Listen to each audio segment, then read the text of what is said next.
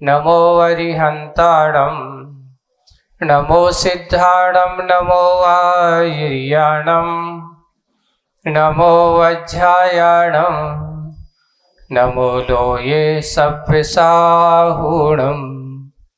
बोलो शासन नायक भगवान महावीर स्वामी की, मूल नायक देवादिदेव 1008 श्री चंद्रप्रे भगवान की, परम पूज्य आचार्य गुरुवर श्री विद्यासागर जी महाराज की, अहिंसा परमो धर्म की। मछली का कुएं में है, ऊपर आने का दृढ़ निश्चय उसने कर लिया है और सहेली से आपस में बहुत सारी बातें हुई हैं। एक रोक रही है, एक जाने को तैयार है। अब उस मछली के माध्यम से संसार की विचित्रताओं का स्वरूप आपको बताया गया और कल जो विशेष बात जो आपको बताई गई थी वो ये थी, गुणों के साथ अत्यंत आवश्यक है दोषों का बोध होना। यानी जिन्हें दोषों का ज्ञान हो जाता है वे ही व्यक्ति गुणों को ग्रहण कर पाते हैं। गुण ग्रहण का अभाव जब आता है तो दृष्टि न दोषों पर जावे, ये बात होती है। इसलिए सबसे पहले एक सिद्धांत हमारे जीवन का होना चाहिए कि मुझे क्या ग्रहण करना है, अच्छा ग्रहण करना है कि बुरा ग्रहण करना है। पहली बात तो हर व्यक्ति अच्छाई ग्रहण करना चाहता है, कोई भी बुराई ग्रहण करना नहीं चाहता। जिसकी दृष्टि अच्छाई की ओर होती है वो अच्छा पाता है और जिसकी दृष्टि बुराई की ओर हो तो उसको हमेशा अच्छाई में भी बुराई नजर आती है। एक बार किसी ने पूछा, देखो भगवान है, देखने वाले का तरीका अलग अलग है। भगवान बैठे हैं, एक भक्त गया भगवान की वीतराग मुद्रा को देख रहा है, उसने वीतरागता देखी, भगवान की भक्ति पूजन की, आराधना की। अब एक दूसरा है, वो देख रहा है भगवान की नाक तनक पतली सी दिख रही है, भगवान को कान तनक छोटो सो दिख रहा है? भगवान की आंखें तनक और खुली होती, ज्यादा बंद सी हो गई हैं। अंतर क्या होगा? क्योंकि दृष्टि में अगर रागता है तो वीतरागता में भी राग दिखाई देने लगता है, और दृष्टि में अगर वीतरागता है तो सरागता में वीतरागता खोज लेता है। बस वही बात यहाँ पर कि यही गुण ग्रहण का भाव जहां होता है वह दोषों का ज्ञान करता है, दोषों का भान करता है, परिचय करता है, उससे अपने आप को दूर कर लेता है। और जहां दोषों का ज्ञान हो गया वहीं पर दोषों का विकास ना हो करके विनाश देखा जाता है, गुणों का विकास देखा जाता है।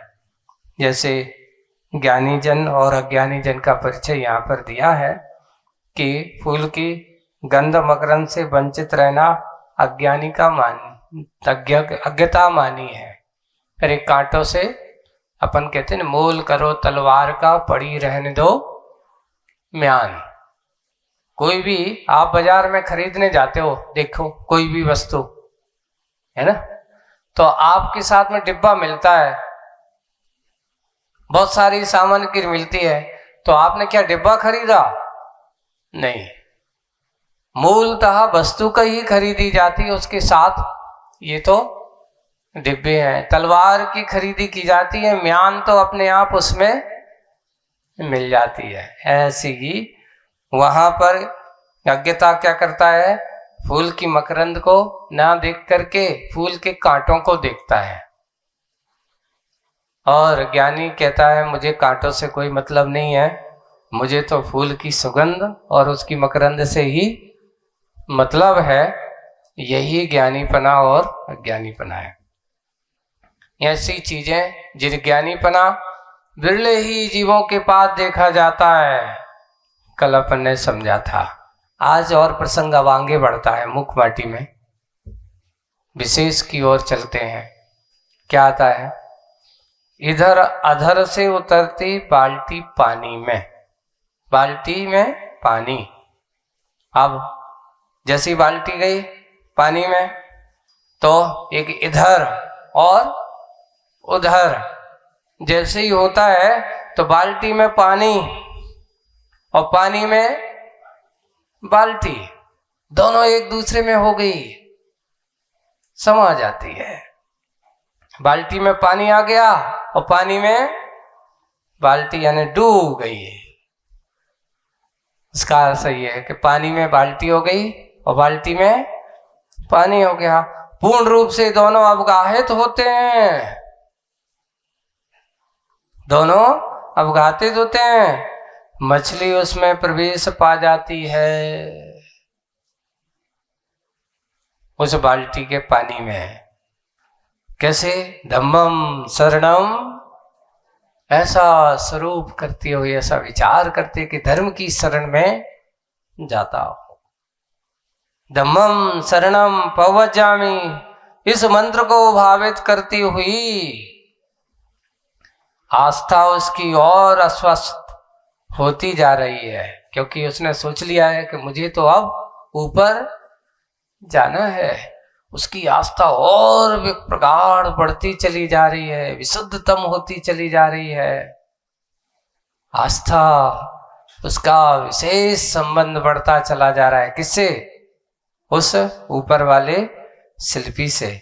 अस्वस्थ होती जा रही है आत्मा, उसकी और स्वस्थ होती जा रही है। और आत्मा जो जितना जितना आशान्वित होता है, आस्थावान होता है, वो उतना उतना स्वस्थ होता है। क्यों? एक नीति है, मन के हारे हार है और मन के जीते ये। अगर आपके अंदर विश्वास भरा हो, आपके अंदर दृढ़ संकल्प शक्ति हो, आपके अंदर अगर आत्मविश्वास जागृत हो, तो कितनी भी प्रतिकूलता क्यों ना हो, उस प्रतिकूलता में वह व्यक्ति अपने आप को अनुकूल बना लेता है। वही है, वह अपने आप को स्वस्थ होती जा रही है। अब वो डर नहीं है, क्योंकि उसके अंदर विश्वास हो गया, आस्था से भर चुका है। जब हम आस्था से भर करके जाते हैं, भगवान के चरणों में हाथ जोड़ते हैं, तो उस समय आपको डर लगता है? नहीं, वहां पर आप बिल्कुल निडर हो जाते हैं, कोई डर नहीं। निडर होकर के गुरु के चरणों में पहुंचते हैं, प्रभु के चरणों में पहुंचते हैं और निडरता के साथ भगवान के सामने खड़े हो जाते हैं। वैसे ही वो आस्था से भरी उसकी अस्वस्थ होती जा रही है, आत्मा उसकी और स्वस्थ होती जा रही है। इस धरती की काष्ठा को देखकर, धरती यानी उसकी संतोष, उसकी धैर्य को, काष्ठा यानी पराकाष्ठा, उत्कृष्ट, उस काष्ठा को देख करके इस मति की निष्ठा को देखकर सारी की सारी मछलियां विस्मित हो आईं, क्योंकि एक अपनी ही समाज की एक मछली मेरे से जा रही है ऊपर की ओर, सबको मना कर रहे हैं कि मत जा, लेकिन सबकी सब, क्योंकि वो आशा से भरी हुई है, उसकी रति काष्ठा को देख करके उसकी धैर्य और उसकी अंतरंग की गंभीरता को देखते हुए और उसकी पराकाष्ठा को देखते हुए, सारी की सारी उसकी मति, उसकी निष्ठा को देखते हुए उसने तो सोच लिया है कि अब चाहे कुछ भी हो, कैसे भी हो, मति की निष्ठा। सारी की सारी मछलियां कैसी हो गई? विस्मित हो गई। जैसे कोई व्यक्ति दीक्षा लेता है तो तुम लोग कहते हो हो देखो तो कैसे छोड़ दिया, जवान है, हमसे तो थोड़ा सा भी घर छोड़ा नहीं जाता, इनने तो सब कुछ छोड़ दिया। विस्मृत हो रहे हैं, आश्चर्यवत हो, आश्चर्य से चकित है। ऐसे सभी की सभी, सारी की सारी मछलियां विस्मित हुई। कुछ क्षण के लिए उनकी भीतियां विस्मित हो आई। बेबी कैसी हो गई, अब डर नहीं। एक काम आगे बढ़ी तो सब भी उसी बाल्टी के इर्द गिर्द घूमने लगे। सबकी भीतियां भी विस्मित भूल गई, डर गई। क्योंकि एक साहस करता है तो उसके साथ बहुत सारे भी साहस करने वाले तैयारी होते थे। एक को आगे आना जरूरी है। ऐसे ही किसी ने पूछा, बताओ युग के आदि में आदिनाथ भगवान ने जब मुनि दीक्षा ली, युग के आदि में, उसके पहले क्या मुनि नहीं होते थे? होते थे। इस युग की अपेक्षा से देखा जाए तो पहले मुनि आदिनाथ भगवान को। अब उनके साथ एक नहीं 4000 राजाओं ने मुनि दीक्षा ली। एक साथ कितने मुनि महाराजों ने? 4000 राजाओं ने मुनि दीक्षा ली उनके साथ। अब आगे बढ़ तो गए, आगे आ तो गए, पर दीक्षा लेते ही उनकी साधना, उनकी धैर्य, उनका संतोष, उनकी गंभीरता और ध्यान की पराकाष्ठा को देखकर वो तो हो गए लीन। बाकी लोग कुछ समय बाद विचलित होने लगे। लेकिन इतना है कि एक व्यक्ति सही दिशा में कदम बताते हैं तो बाकी लोग भी उस दिशा में कदम बढ़ाने लगते। आओ, उस समय जानकार है नहीं चर्या कैसी करना है, साधु बन गए हैं। तो जिनको जैसा समझ में आया, इसलिए आज जो 363 मत जो आप लोग पढ़ते हैं ना, कैसे बने, उसी समय ऐसा हुआ कि सबके सब उस समय बने तो सारे साधु दिगंबर। लेकिन कुछ लोग जाकर के अपनी तप साधना कहीं आश्रम में रह के करने लगे। कुछ लोगों ने जाकर के वस्त्र त्याग करने के बाद अब नगर में जाए तो कुछ बक्कल आदि लपेटने लगे। और हुआ ये कि धीरे धीरे वही धर्म की उनकी क्या बन गई, परंपरा। ऐसे ऐसे मतों का संबंध जुड़ा होता है। 363 मत जो बनने की जो बात कही गई है वो ऐसे ही बनते चले गए और धीरे धीरे वह परंपरा आगे बढ़ती है। लेकिन इतना निश्चित है, सनातन परंपरा और इसको देखा जाए तो कोई भी साधु परंपरा निष्परिग्रहता से ही चालू होती है। परिग्रह से चालू साधु परंपरा कभी परिग्रहता से चालू नहीं होती। मोह माया को त्याग के साथ ही हुआ करती है। अगर कोई साधु मोह माया को संग्रह करने के लिए साधु बनता है तो वो साधुता नहीं मानी जा सकती। सज्जन तो हो सकता है, पर साधु बनने के लिए तो लिखा है कि जहां परिग्रह, मोह, राग, द्वेष इसका संबंध है, वहां पर साधुता का दर्शन नहीं हो सकता। साधुता तो वही है जहां पूर्णतया परिग्रह का भाव हो गया। उन राजाओं की बात यही थी कि जिनको जैसा जैसा लगा तो सब आश्चर्यचकित हो जाते हैं, ऐसा है ऐसा है। आखिर भगवान उठे, उठने के बाद उन्होंने देखा ओहो बहुत सारे सब अपनी अपनी दिशाओं में चले गए। क्या कर सकते हैं इसके बारे में? अपन को इसमें आश्चर्य नहीं करना चाहिए। कभी कभार कुछ लोग होते हैं, उदाहरण मिलता है, देखिए आपको। आचार्य सुभचंद्र और भर्तहरि दोनों सगे भाई हैं। आचार्य सुभचंद्र और भर्तहरि दोनों सगे भाई हैं। शुभचंद्र और भर्तहरि हुआ ये कि वैराग्य का कारण उनके ही अपने परिवारजन ने अपने पिता के प्रति, अपने राज्य के प्रति, यानी यहाँ तक कि अपने दोनों भतीजों को मारने की योजना बना दी। तो दोनों सोचते हैं कि बताओ, जिस राज्य से अपने लिए प्राण भय हो, ऐसे राज्य पर राज्य करना धिक्कार है। सोचो, अपने पिता के समान अपने काका ही जब हमारे प्राण हरण करने के लिए तैयार हो जाएं, ऐसे राज्य को राज्य करना कोई मतलब नहीं है। और उनको वैराग्य हो जाता है दोनों को। और दोनों जाकर के वन की ओर चले जाते हैं। एक वीतरागी की शरण में पहुंच गया शुभचंद्र महाराज, और दूसरे एक साधु तो वो भी बने, पर एक सिद्धि के मार्ग पर ऐसे आश्रम में जाकर के बैठ गए, उनकी संगति में पहुंच गए और तपस्या दोनों कर रहे हैं।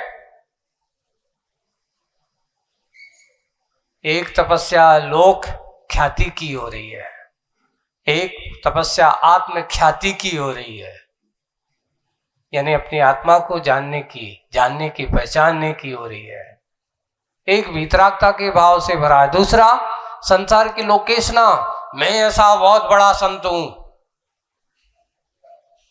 बहुत बड़ा साधु हूं, और उसने इस प्रकार की लोकेशना के भाव जगाए और बहुत सारे शिष्य बना लिए, बड़े बड़े आश्रम खोल दिया। ऐसा बना करके आखिरकार बहुत समय बाद उन्होंने खबर आई, पता तो करो मेरे भाई की दशा कहाँ है। पता चला, ओहो, उनकी दशा बड़ी दुर्दशा है, कोई नहीं है, तन पे वस्त्र भी नहीं है, दिगंबर रूप में है। भाई को ऐसा देख करके एक भाई कहता है कि भाई ये सब क्या हो गया, आपको ऐसा दशा क्यों हुई, आप तो सब कुछ छोड़ दिया। एक काम करो, मैंने बहुत सारी 12 साल के इस काल में बहुत सारी सिद्धि प्राप्त की है। मैंने क्या बनाना सीख लिया? सोना बनाना सीख लिया है। वाह, सोना बनाना सीख लिया है। इसलिए एक काम करो, थोड़ा सा रसायन तुम भी ले लो, सोना वोना बना लो, कोई अच्छा बड़ा आश्रम खोल के। महाराज कहते हैं, ये बताओ, तुम अपने गुरुजी को कह देना कि ये सोना बनाने घर छोड़ा था तो काय को घर पे ही रहते, काय को राज्य छोड़ा था, और उन्होंने वापिस कर देते। आखिर वो आते हैं, स्वयं समझाते हैं, और समझाते हुए उन्हें दिशा बोध देते हैं। क्या कह रहे हो तुम? सोच रहे हो कि सोना बनाने मेरे जीवन का उद्देश्य है? वीतरागी महाराज शुभचंद्र महाराज कहते हैं, अगर सोना ही बनाना है तो तपस्या में इतनी हमारी शक्ति है कि पूरा का पूरा पहाड़ क्या कर सकता हूं। एक स्वर्णगिरी बनी हुई है दक्षिण भारत में, कहते हैं वो शुभचंद्र महाराज की तपस्या स्थली बताई जाती है।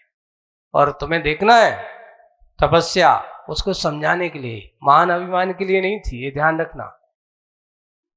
अपना अहंकार, तपस्या का अहंकार नहीं, रिद्धि मद नहीं था,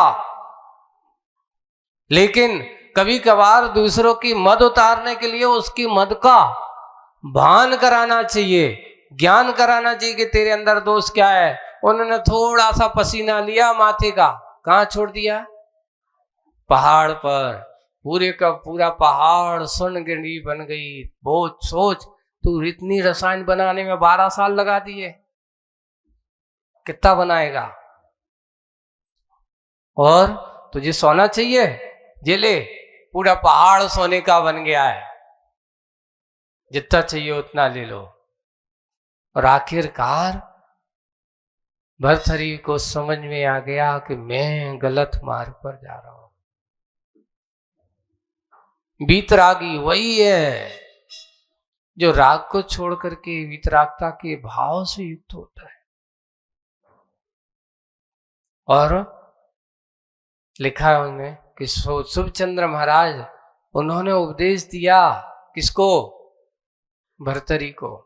और उपदेश के रूप में ज्ञानार्णव जो ग्रंथ है ना, आप लोग जो पढ़ते हो, जो आचार्य शुभचंद्र महाराज का है, वो भर्तरी को मुख्य रूप से उपदेश बना करके, इतना अच्छा ग्रंथ है, आप उसको एक बार स्वाध्याय करें ज्ञानार्णव का।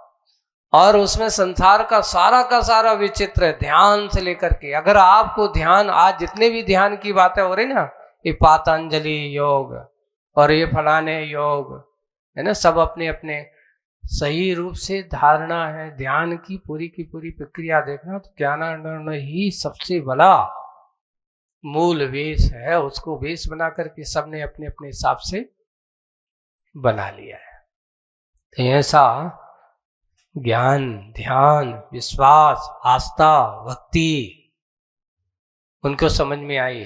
फिर बाद में उन्होंने लिखा है, भर्तरी ने एक वैराग्य शतक लिखा अपना। फिर उपदेश पाकर के शुभचंद्र महाराज से उन्होंने अपना एक वैराग्य शतक लिखा है। और वैराग्य शतक में उन्होंने लिखा, जब तक मुझे सही मार्ग का ज्ञान नहीं था, मैं ऐसा चलता था जैसे मदोन्मत्त हाथी चलता है। सोचता हूं कि मेरे अलावा और कोई दूसरा दुनिया में मुझसे बड़ा कोई नहीं है। और जिस समय से मुझे अपने आप का भान हुआ है, ज्ञान हुआ है, आज मैं ऐसा लग रहा हूं जैसे चींटी चलती ना नीचे नीचे देख करके, उसे कोई दूसरे से कोई मतलब नहीं होता।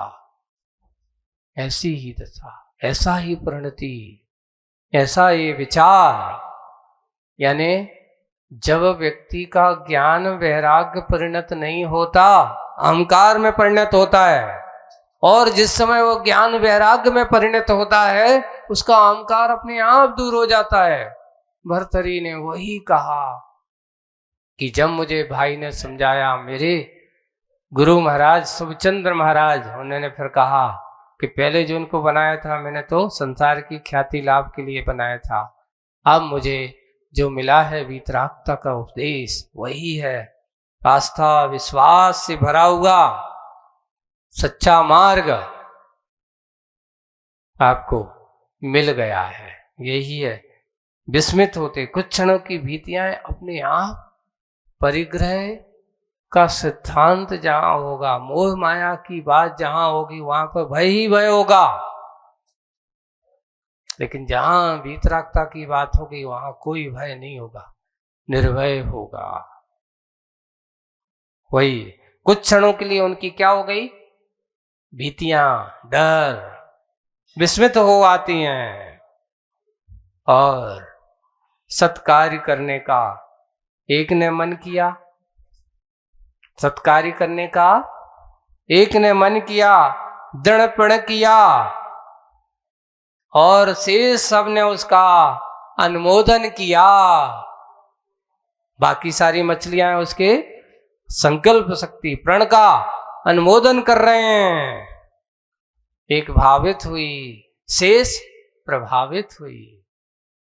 यानी एक मछली भावित हुई दृढ़ संकल्प से, बाकी सारी प्रभावित हुई। एक को सृष्टि मिली, एक को सृष्टि मिली, दिशा सब पा गई। एक मार्ग पर चला। देखिए, आज हम जिनको आदिनाथ भगवान मार्ग पर चले, भगवान महावीर मार्ग पर चले, आज उनके मार्ग को हम सब उनकी दिशा पा गए कि यही वीतराग धर्म है, यही हमारा मार्ग है, यही हमारा सच्चा धर्म है। एक मार्ग पर चला, बाकी सारे के सारे सही दिशा बोध पा जाते हैं। वैसे ही एक को सृष्टि मिली, स्वभाव उसको अपना भान हुआ, और बाकी दिशा सब पा गई। दया की शरण मिली, जिया में किरण खिली।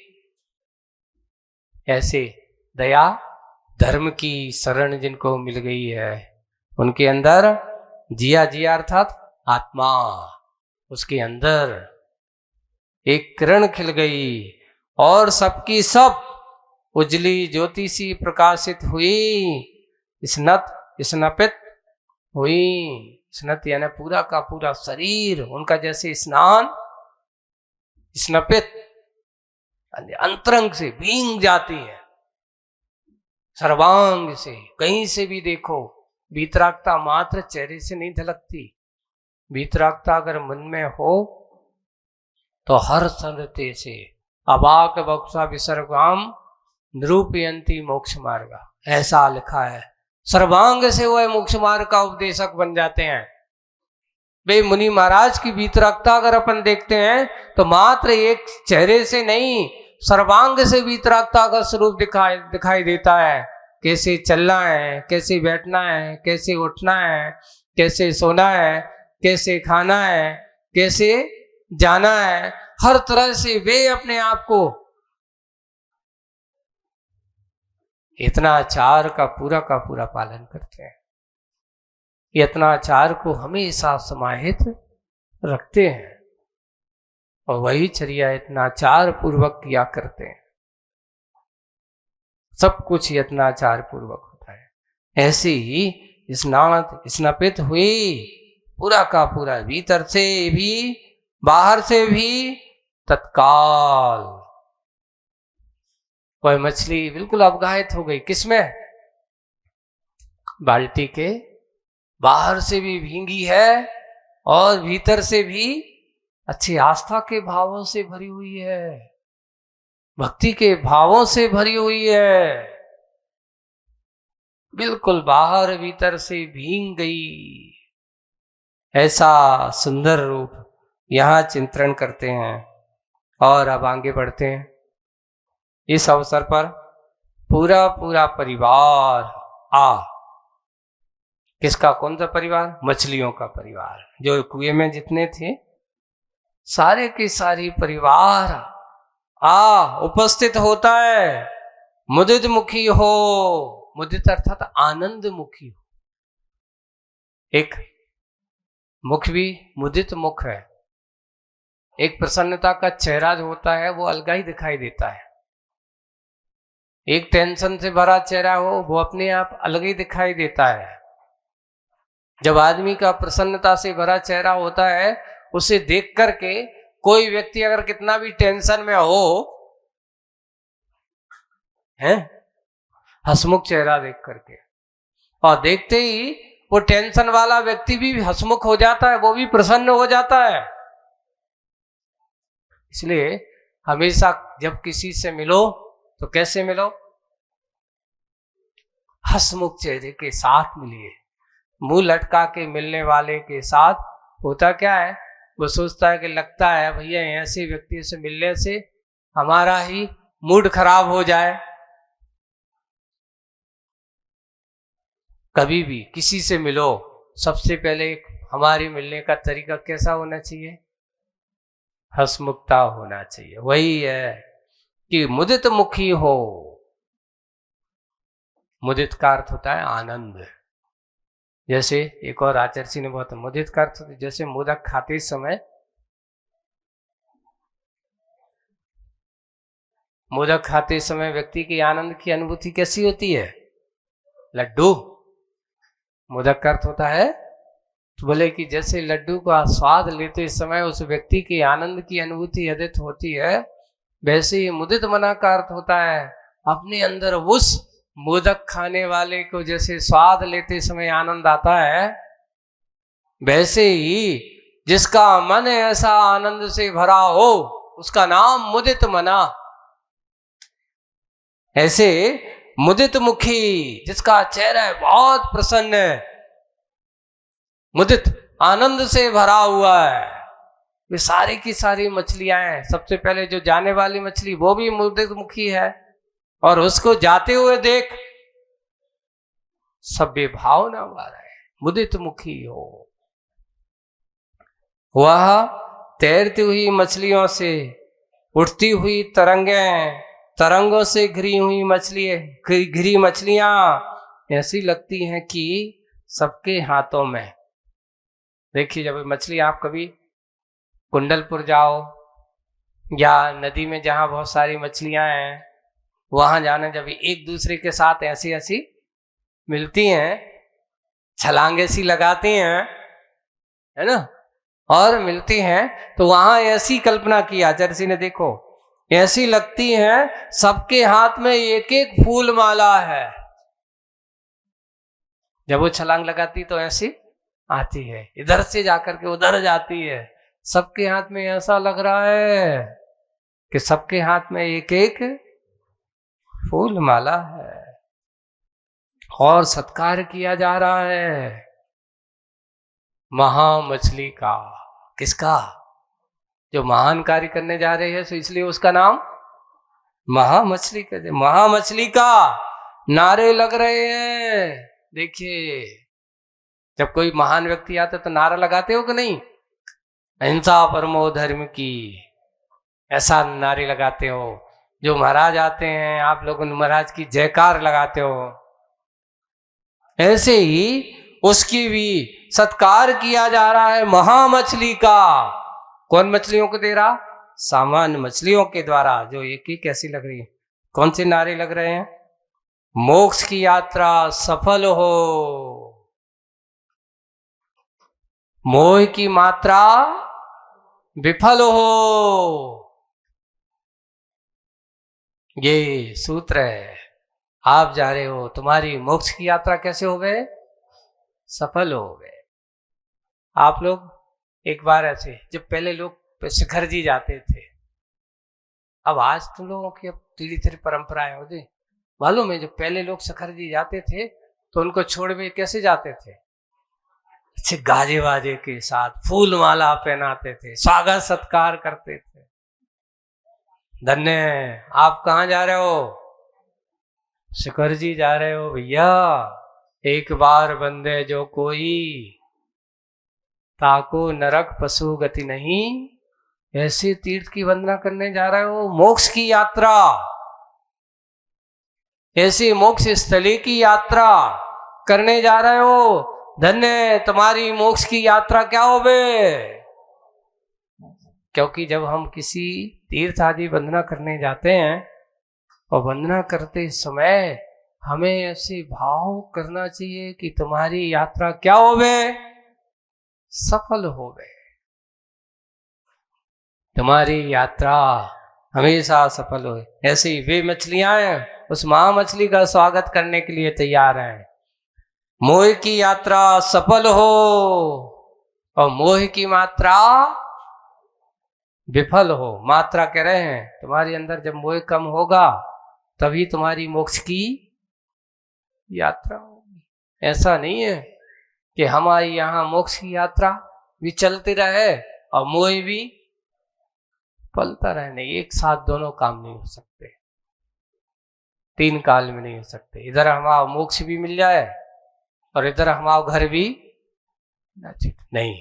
एक साथ एक समय में एक ही कार्य होगा।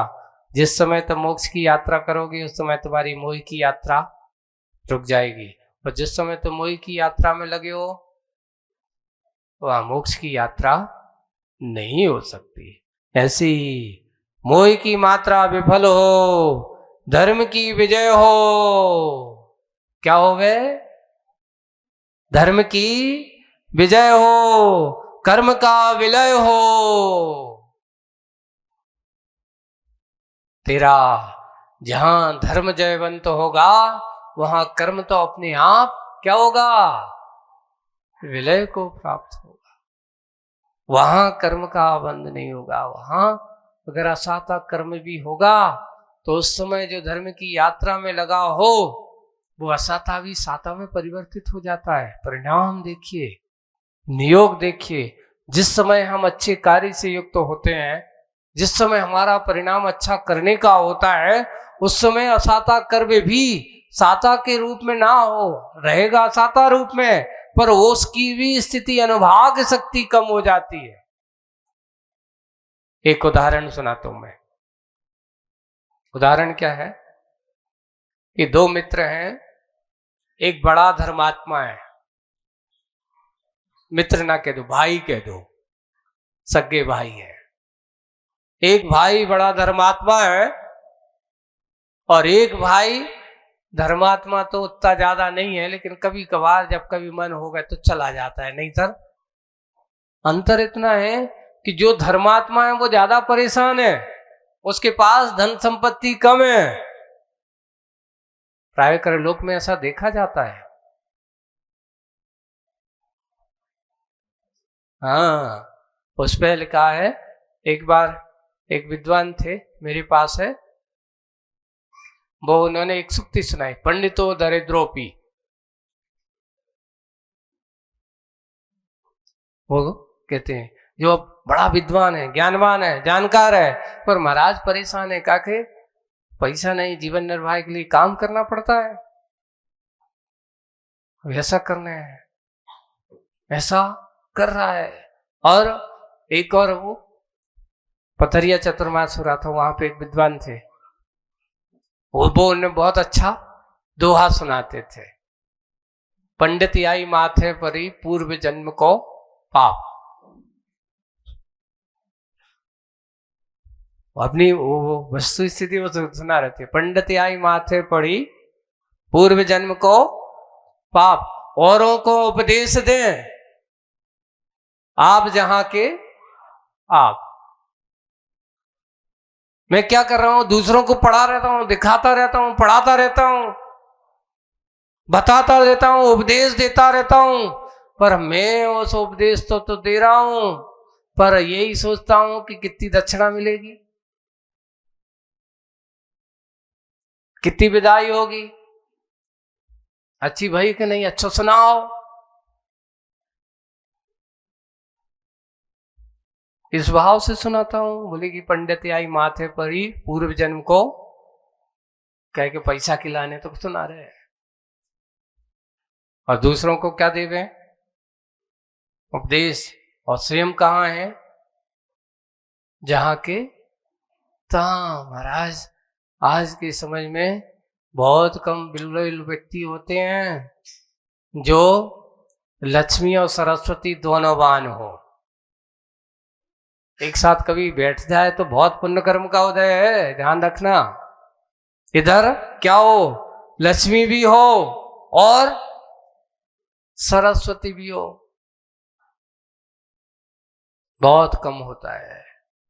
बिल्ले ही व्यक्ति है जहां धन संपत्ति हो वहां पर स्वाध्याय ध्यान का समय निकाल ले आदमी, बहुत कठिन काम है। लेकिन फिर भी ऐसे ज्ञानी बहुत कम मिलते हैं, दोनों एक साथ मिल जाना बहुत कम होते हैं। ऐसे ही यहां पर वो भाई जो था, जो कभी कभार मंदिर जाता था, कभी कभार जाता था, अब हुआ ये कि एक दिन वो जो धर्मात्मा रोजा का तो उसने, वो बड़ा था, और वो जो छोटा वाला था जो कभी कभार जाता है, उसको आए, भैया एक काम किया करे, कम से कम दिन में एक बार तो भगवान के दर्शन किया कर ले, अभिषेक पूजन ना करो तो ना करो, कम से कम भगवान के दर्शन तो। आखिर रोज कहता कहता कहता एक दिन उसके मन में सोचा, आज वो कहता भाई एक काम करते, आज अपन दोनों साथ चलते, दोनों साथ चलते हैं। अब दोनों साथ चलते हैं, दोनों साथ जा रहे हैं। देखिए कर्म का संयोग देखिए, दोनों को, एक को साता कर्म का उदय चल रहा है और एक को असाता कर्म का उदय चल रहा है। जो बड़ा धर्मात्मा बड़ा भाई था, वो जाते जाते रास्ते में कील पड़ी थी, लेकिन जा कहां रहे हैं दोनों, मंदिर जा रहे हैं। कील पड़ी, कील पर पैर पड़ा, पैर लहूलुहान हो गया, घायल हो गया, लेकिन छोटा भाई चल रहा है, वो थोड़ा सा पीछे हो गया, वो आगे चल रहा है। उसको क्या देखता है कि आगे एक लाल कपड़े में अच्छी स्वर्ण मुद्राओं से भरे हुए कलदार, अच्छे पैसे से भरी हुई एक थैली मिल जाती है।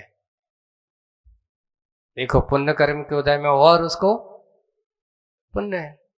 वो अब थोड़े रुक गया, उसके हाथ में उठा, मिलता है, अब उठाया उसने, आए वो भाई से कहता, देखो तुम रोज मंदिर जाते, तुम्हें क्या मिलो।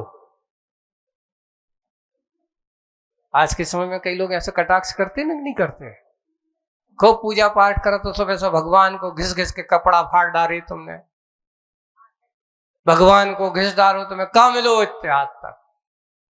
और देखो आज हमने अकेले मंदिर, कितने दिनों बाद मंदिर जा रहे थे, और हमारे लिए क्या मिला? सोने से भरी हुई थैली मिल गई है। आखिर वो धर्मात्मा भी मन में संशय से भरा हुआ गया, और दोनों मंदिर में पहुंचे। मंदिर में मुनिराज बैठे हैं, अविज्ञानी मुनि महाराज है। आखिर मन में उसके भाव ये भरा कि बात तो सही कह रहा हूं, देखो मैं रोज करता हूं। उसके मन में भी ये थोड़ा सा ऐसा भाव हो गया,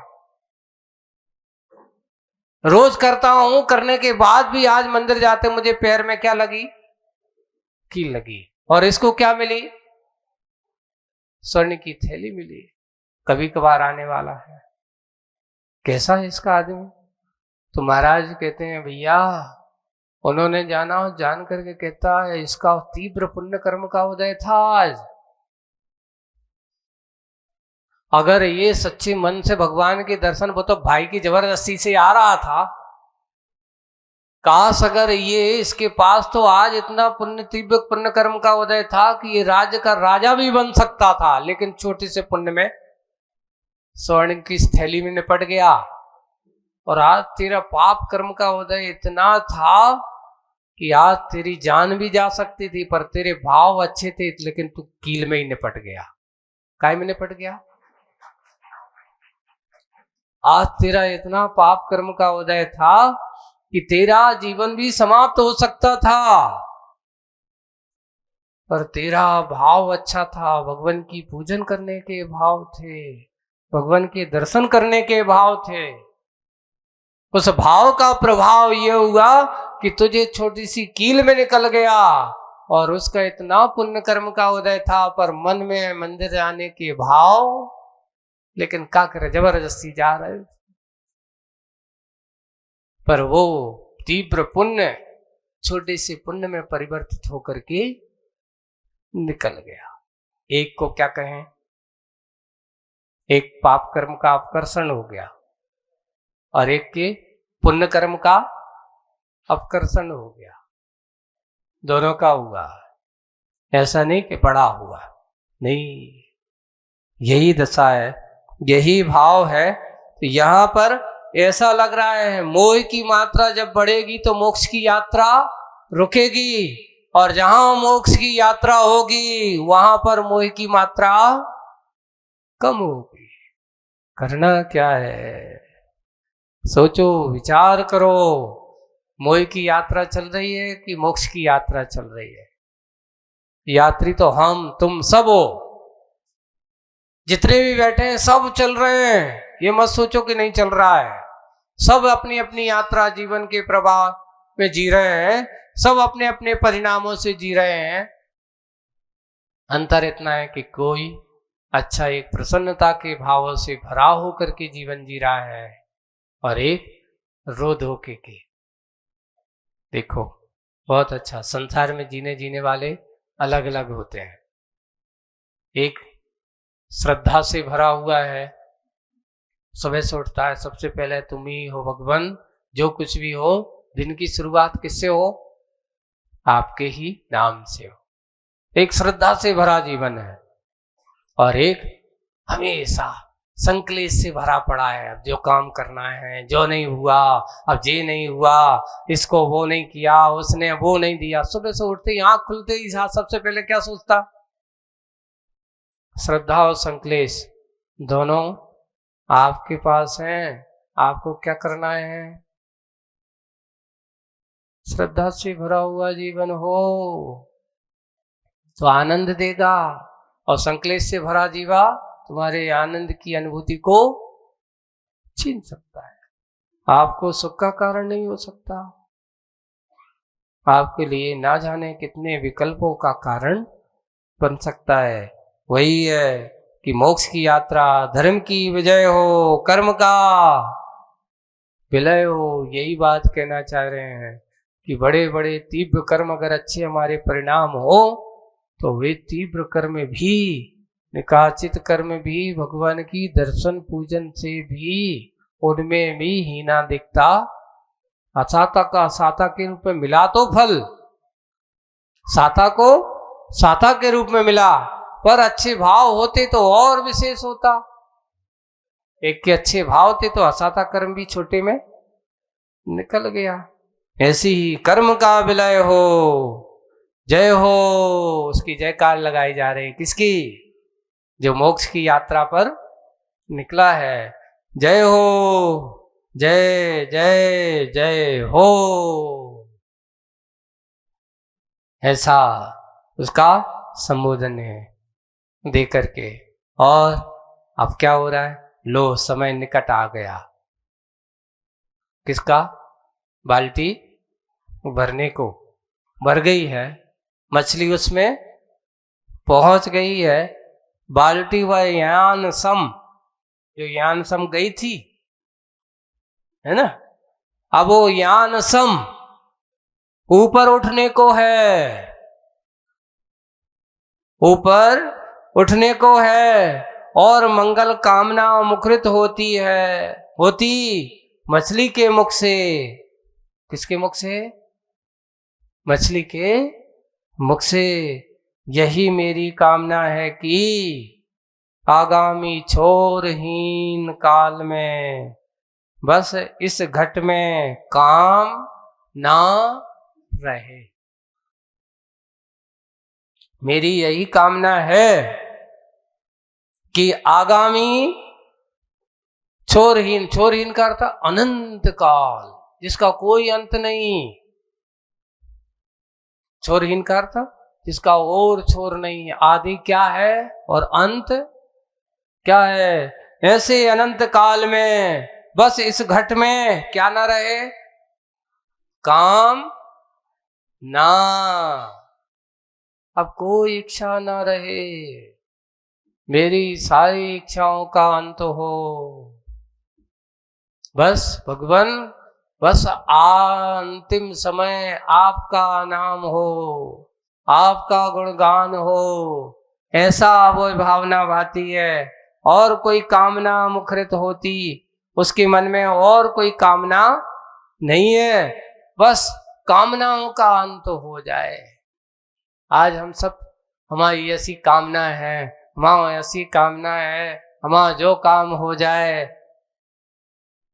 हम काम काम काम काम चिल्लाते रहते हैं, और हो ये रहा है।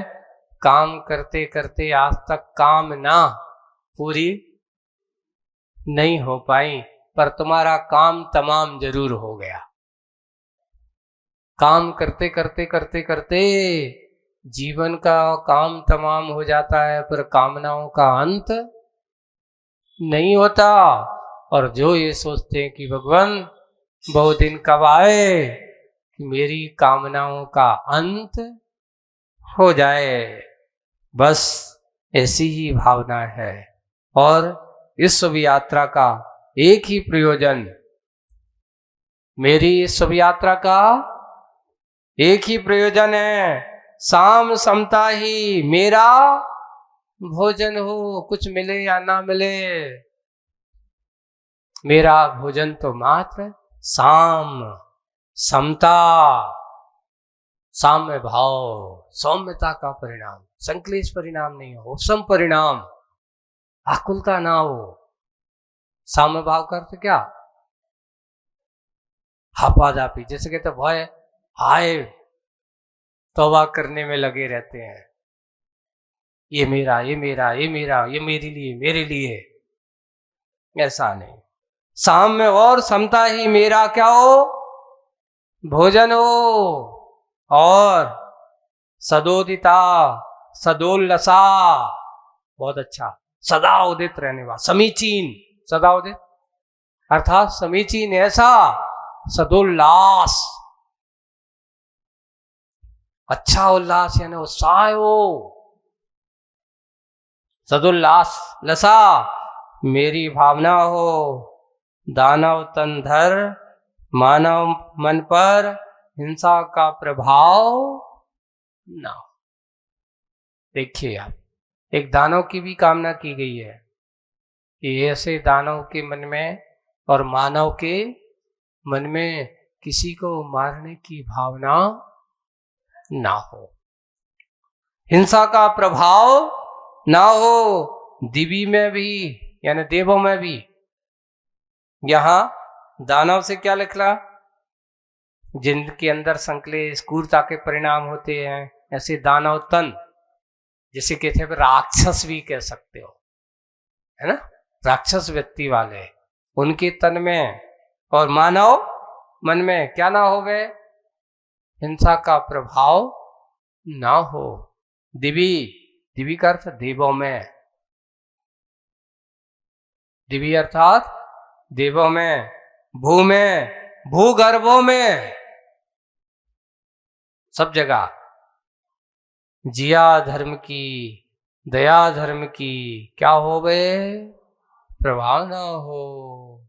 यही मेरी भावना हो। सुखी रहें सब जीव जगत के, कोई कभी ना घबरावे, बैर पाप अभिमान छोड़ जग नित्य नए मंगल गावे। यही कामना की है कि वे राक्षस भी अपनी राक्षस व्यक्ति को छोड़ें, मानव भी अपनी मानवता के अपने मन में जाने।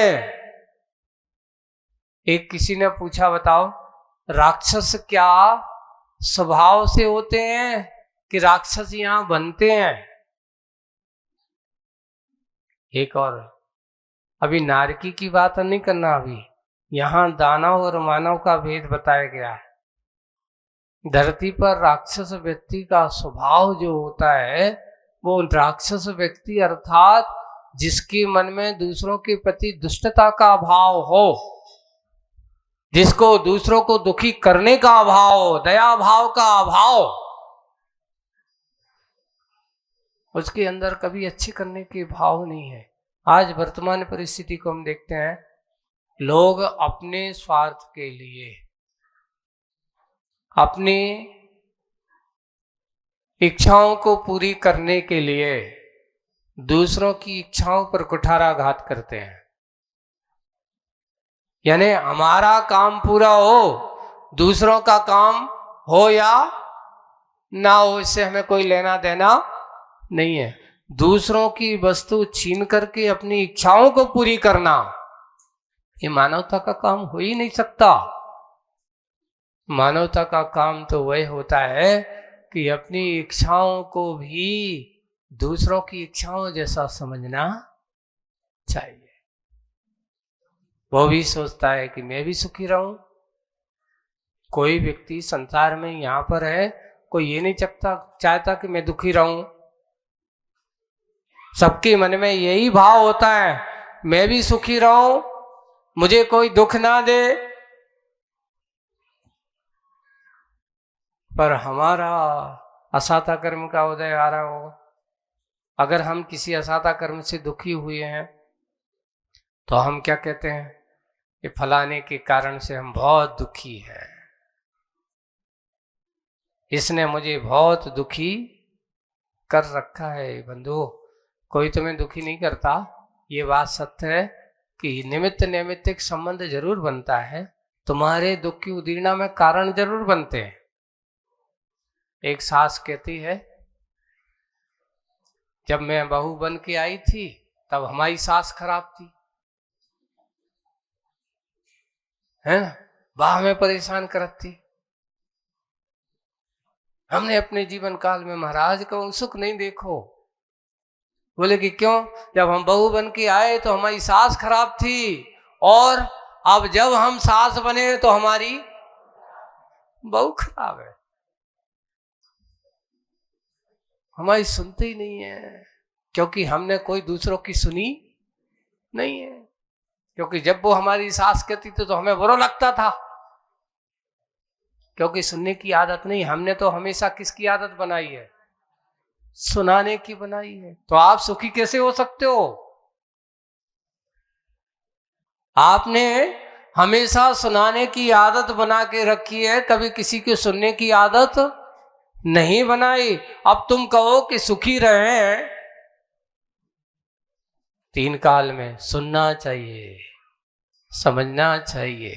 और यही दशा है, जब हम आए थे तो हमारी सास खराब थी, अब हम जब बड़े बने, हमारी बहुएं आई, सो अब हमारी कैसी हैं? क्योंकि आदत हमारी दूसरों को क्या देखने की बनी हुई है? बुराई।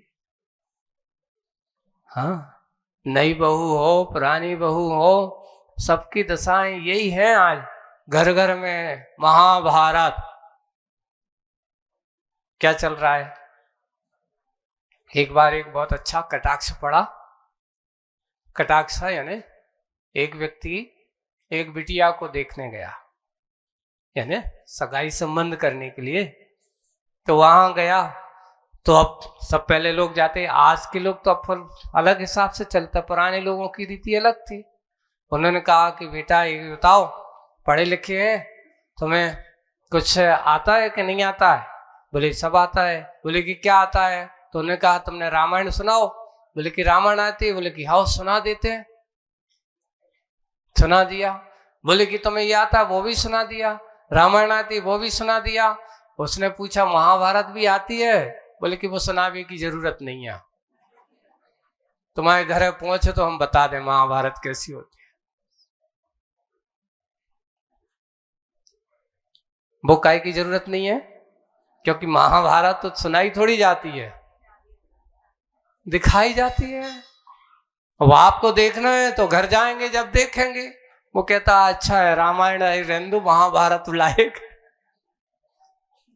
नहीं है।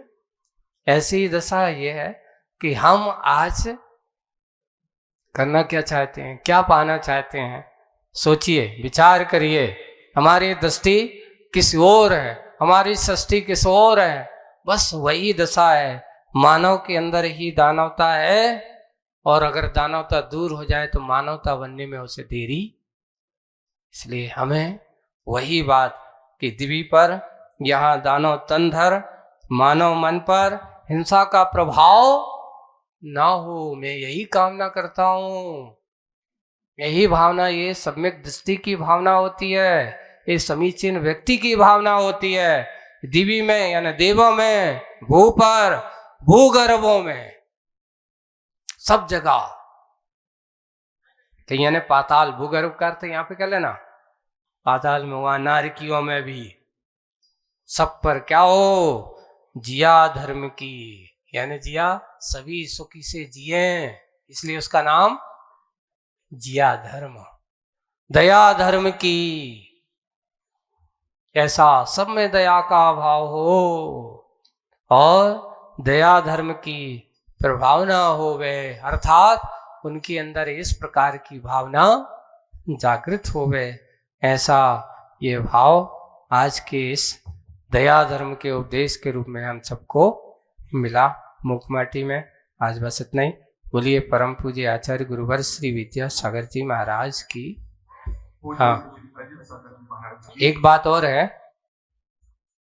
देखिए थोड़े से कई लोगों को संशय और विकल्प हो रहे हैं कि क्या होता है कि संलेखना होती है, कोई भी कार्य होता है, ये ग्रह त्याग पूर्वक होते हैं। आचार्य श्री हम लोगों को कहते थे कि जो इस प्रकार के कार्य किए जाते हैं तो वो ग्रह त्याग पूर्वक होते हैं, और जब त्याग पूर्वक किए जाते हैं तो वहां पर